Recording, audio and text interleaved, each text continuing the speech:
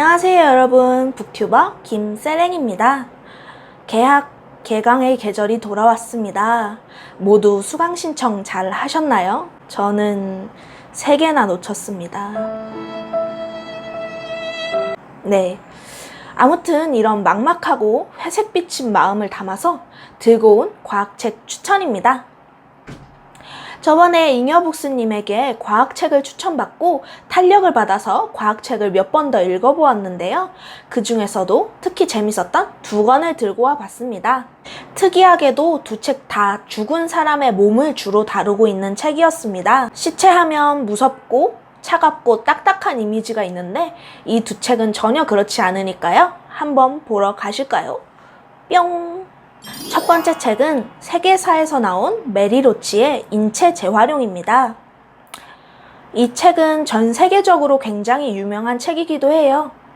책 뒤편에 보면 뉴욕타임즈 베스트셀러, 샌프란시스코 크로니클 올해의 책, 엔터테인먼트 위클리 올해의 책, 라스베이거스 머큐리 올해의 책, 시애틀 타임스 올해의 책, 아마존닷컴 편집자가 뽑은 책, 등등 올해의 책을 씹어 먹었다고 볼 수도 있는 책인데요. 저는 처음 이 책을 보고 그런 의문이 들었어요.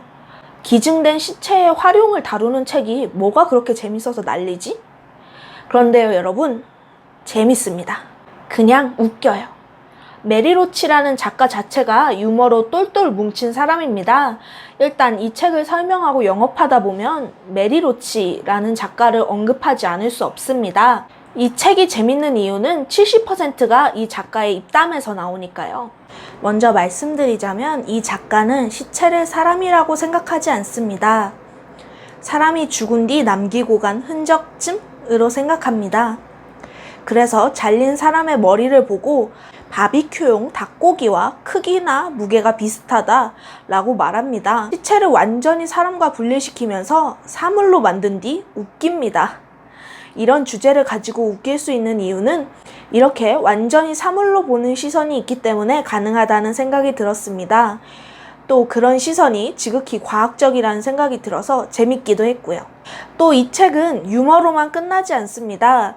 읽어보면 내가 이런 정보까지 알아야 할까 싶은 정보와 TMI들이 쏟아집니다. 시체를 해부할 때는 토막을 내서 부분 해부를 하는 경우가 더 많다거나 시체들로 자동차 추돌 시험을 해서 충격의 정도를 알아내거나 범죄 연구를 위해 다양한 장소에서 부패 정도를 측정하거나 아주 가끔은 기증한 피부가 남성의 성기 확대 수술에 쓰인다는 상상조차 안 해본 정보가 튀어나옵니다. 시종일관 역겨운 묘사가 펼쳐지지만 작가가 워낙 평이하게 쓰는 바람에 역겨운지도 모르고 헐레벌떡 넘어가는 것도 이 책의 묘미 중 하나입니다.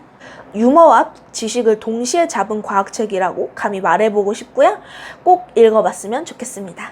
네, 오늘의 2번째 책은 제가 급하게 반납을 해서 이렇게 화면에 띄워두도록 하겠습니다. 많은 북튜버분들이 다룬 책이기도 하죠. 21세기 북수에서 나온 유성호 작가의 나는 매주 시체를 보러 간다입니다. 이 책은 제목에 시체가 등장하긴 하지만 조금 더 넓은 이야기를 담고 있다고 보시면 됩니다. 죽음과 가까운 자가 생각하는 죽음 정도로 정리하면 좋을 것 같습니다. 이 책의 저자는 법의학자입니다. 월요일마다 부검을 해서 나는 매주 시체를 보러 간다가 제목인 건데요.